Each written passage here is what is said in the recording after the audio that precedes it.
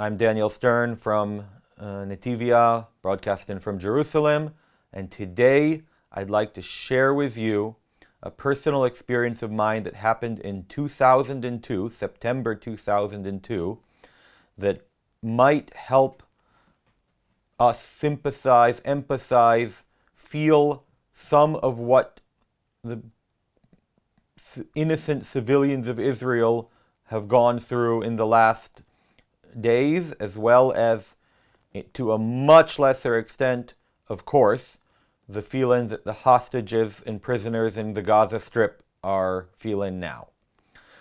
I'll start by saying that there were quite a few cases, first of all, that in this war, the Hamas went door to door and slaughtered innocent civilians in settlements in Gaza and in cities, not in Gaza, settlements in the Gaza periphery and cities up to 30 kilometers from the Gaza border. Earlier I'd said 20, but there was recent actions in the last few days that indicated that they had penetrated 30 kilometers in.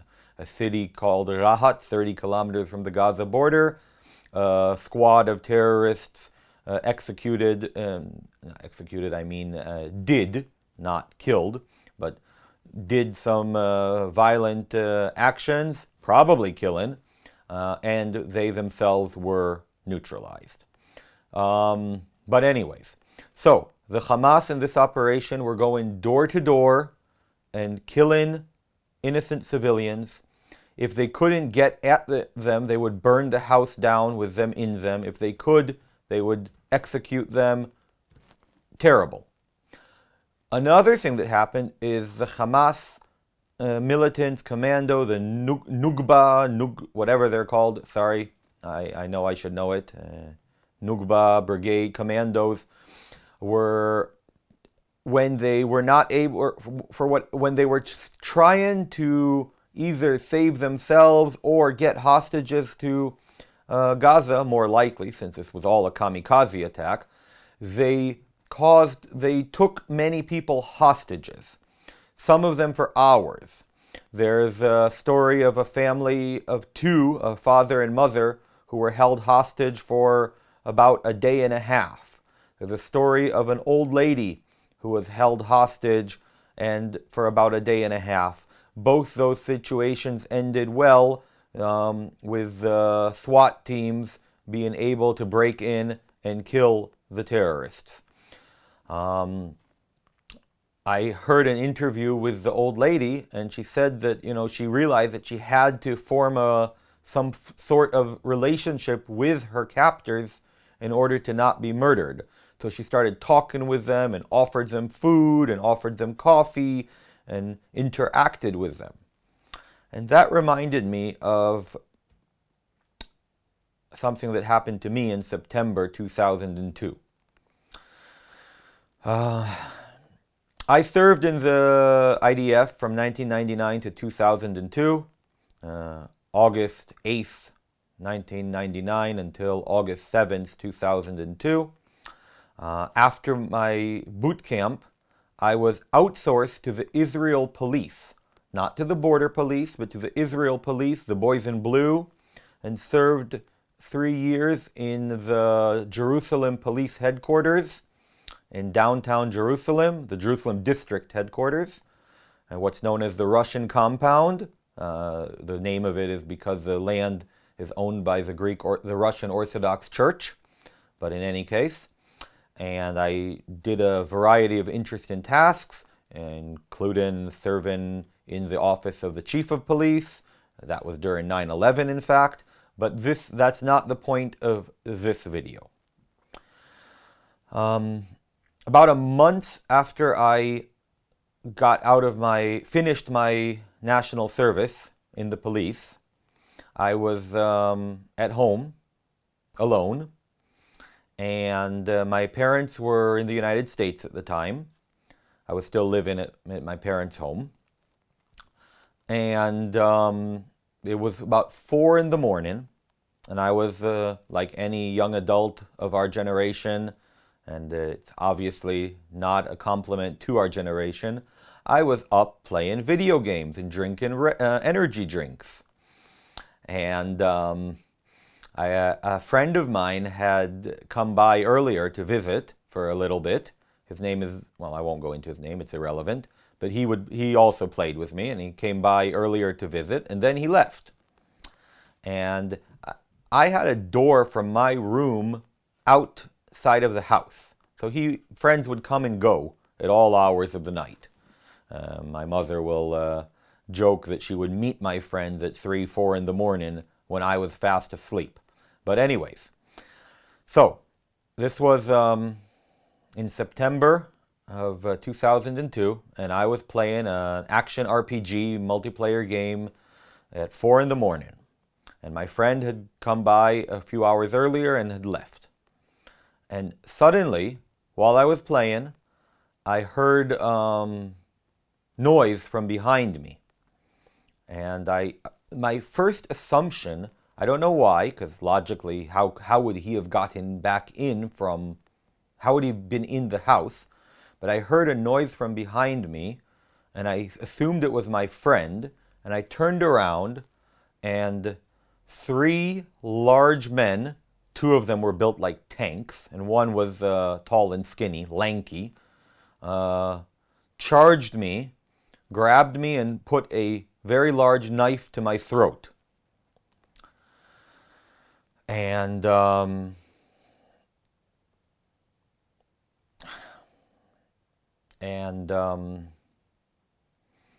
they had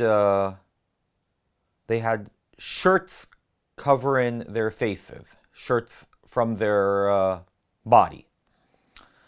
And they tied me up with my hands behind my back and tied up my feet in the middle of my bedroom on the rug, and told me that they were here to rob the place and to not give them any trouble.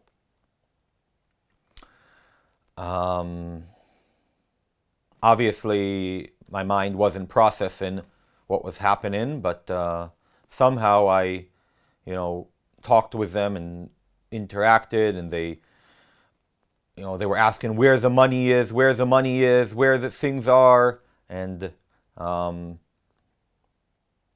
my parents had a large safe in the house, so I told them where it was, and they had tools with them to try to break in, an electric saw or something. It wasn't the right tool, but they had tools with them, and they started asking where's the valuables, where's the jewelry. So I did my best to direct them without giving too much information. For example, they asked me if I have the combination for the safe, which I did, but I didn't share it with them. And at some point later, one of them stayed to watch me the whole time, and the others were ransacking the house. And the one who was watching me, I started talking with, and he was saying this was, again, September 2002, which was in the 2 years from the start of the Second Intifada, which is when then Parliament member and later Prime Minister Ariel Sharon went up to the Temple Mount, and that was used by Yasser Arafat as an excuse to wage war against Israel. There were terrorist bombings almost daily in Israel. Buses that I could have or should have been on exploded. Coffee shops in downtown Jerusalem, lotto stands, falafel stands. Unfortunately, since I mentioned that I was a police officer in downtown Jerusalem, that too was part of my experience in my life. But again, that's not the point of this video. That was just to say that there was a very serious economic crisis in Israel because of lack of tourists, lack of restaurants. No one was going out. But there was a worse economic crisis for the Arabs because they were restricted from working and so on and so forth. So the man who was watching me was telling me that, you know, they're doing this because they don't have money and they need money and the crisis is bad and so on and so forth. Later on, I also offered them food from the refrigerator upstairs in the kitchen. I directed them to the refrigerator, and I can say that I'm here, so obviously they didn't kill me. So I can tell you that after the fact, I looked in the fridge and saw that they had eaten some of my mother's moussaka, as well as some cherry tomatoes. But anyways, moussaka is, by the way, my favorite food. So, anyways, they asked me where there were suitcases so they could load up items that they stole. And at that point, oh, I'm sorry, I forgot. They were not wearing shirts on their faces. They covered me in a shirt. They put a shirt on my face so that I wouldn't see what was happening. I was basically, my hands and feet and legs were handcuffed, tied behind my back, and I was blindfolded. At some point, the shirt, back to the story, the shirt fell off, and I was able to kind of see the man who was guarding me. He had moved one room over, so he could see me through the doorway when he was in front of it. And I saw that after I told him where the suitcases were, he got a suitcase, and I felt that he had gone a little farther away. And at that point, I used the opportunity to, despite having my hands and feet tied behind my back, to stand up and hobble to the doors of my room. There were three doors, one outside and two to other parts of the house. I have to say that the house I lived in was an old Arab house with lots of built in the Arab style, meaning archways and so on and so forth, and corridors. The neighborhood that I lived in was an old Arab village that in 1948 was the last battle of the Independence War, and since then was inhabited by Jews. Again, not the point of this video, so I'm not going to share with you all about my interest in old Arab village, but so there were three doors to my room. One of them was external, two were internal. I hobbled the way to the door. There was a key in that door. I used it to lock the door, and I took the key to the other door, still hobbled, still hands behind my back. I locked it. The Arabs had not yet noticed. I hobbled my way to the computer desk where I had a phone landline with a speaker button, and I dialed the emergency number in Israel, which is 100, our equivalent to the American 911. And while I was dialing, I heard the Arabs start banging on the door and trying to open it. So here's where I have to thank my parents for having very solid wooden doors. I mean, I'm sure that had they put in more effort, they could have broken it down, but it did slow them down. And I was able to call the police. And since I had just a month prior to that finished 3 years of serving in the police, I knew the terminology needed to explain very quickly what was happening. And consequently, after a moment, the Arabs that were banging on the door stopped and left. And I explained to the police what was happening. And a few minutes later, I believe it was about 8, policemen showed up at the external door of my room and told me, and I let him in, and he released me, and we started going through the house. I was informed that the police had caught the 3 of them as they were driving away at high speed, and in their car was enough evidence to prove that they were them. I had taken some worthless Turkish money that at the time had very high inflation, and it was a million Turkish whatever currency, and hidden it in their underwear. And they had tried to take some electronics and jewelry and so on. They were caught. Later, I identified them at a police lineup. I don't know what the results were, but I heard that 2 of them received about 2 years in jail, and 1 of them a little more, which to me, of course, seems absurdly low for being held up at knife point and so on. Again, that's a video for another time. Why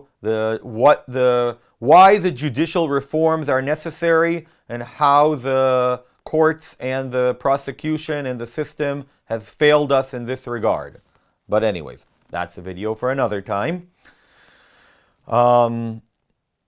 It turns out that one of the 3 people was the brother of one of the gardeners who worked at my parents' house, and he had been helping and had heard that my parents would be abroad and had taken a key.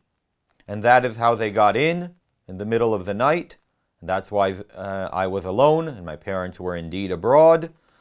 It was certainly a traumatic experience, and I praise God that I'm still alive.